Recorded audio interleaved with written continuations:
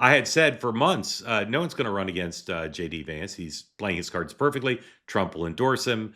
It'd be a suicide mission. Ted Cruz is going to run against him. Ted Cruz is going to run for president in 2028, almost no matter what. And he's got a whole theory of the case, I'm told, about how this is going to work. What do you guys think of that? Well, I think I chose my word for, Yeah. I think a better word, probably hindsight, would be old school. And I Yeah. feel like he's a very old school politician.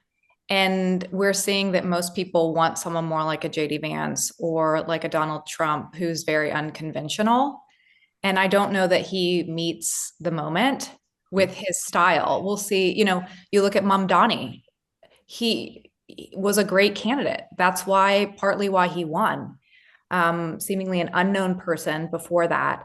And I feel like Ted Cruz is a known person. So to be able to break the mold you've created for yourself and create a new version that meets the moment would be very challenging. Mm-hmm. I'd be interested to see how he shows up in this space, but I don't think that he is the right person for this period of time, at least from what I hear from voters. Yeah. Robby.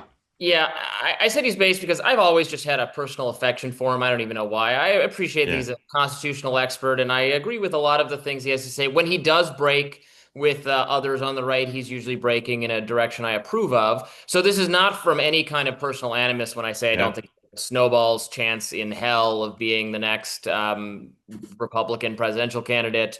I agree with Lyndsay completely. I can't see the voters, the GOP primary voters, going for him over a JD Vance. They're being conditioned to accept Vance. I mean, naturally. I'm not saying it's some kind of malicious process, but JD Vance is doing everything right, and Cruz. Cruz is, again, likable to me, but not likable to most people, is what we've discovered. He's not likable to his colleagues in the Senate, right? They can't. So that's going to be a problem. Okay, so 3 quick things, then we'll actually get on to today's news. First of all, here's one of the reasons I think he'll run, at least if my sources are right. Vance is totally untested. Like, he may just have the glassiest of jaws, right? So you'd be nuts to just say a guy he ran on the national level for 6 weeks or 8 weeks, whatever it is. Maybe it turns out, as Brit Hume likes to say, the dog won't eat the dog food.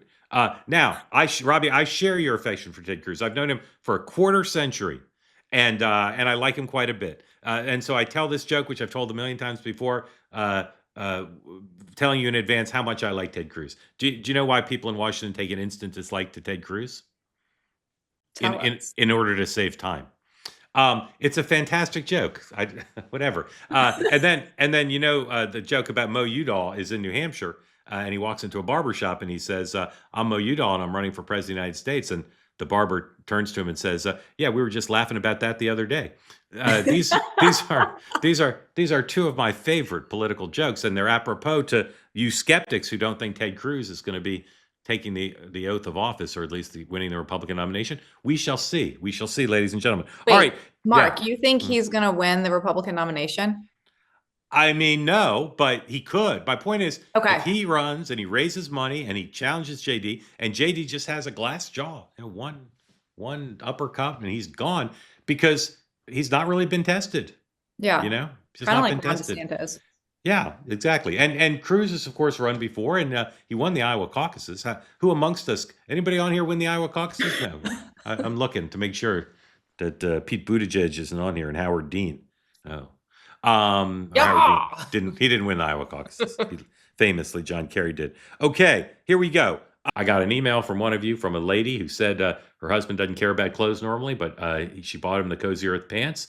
He loved them so much. He normally doesn't comment on any clothes because he's like me, basically not interested in clothes or shopping. But he said, "Hey, can I get a second pair of these?" So she bought him a second pair. And this part I'm making up. They renewed their marriage vows now. But she's very happy and he's very happy. You can give the gift of luxury to everybody on your holiday list with Cozy Earth. Crazy now, a sale, 40% off sale.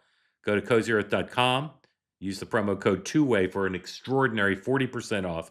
That's the Cozy Earth bamboo sheets, the towels, the bubble cuddle blanket, all the pants you could possibly wear.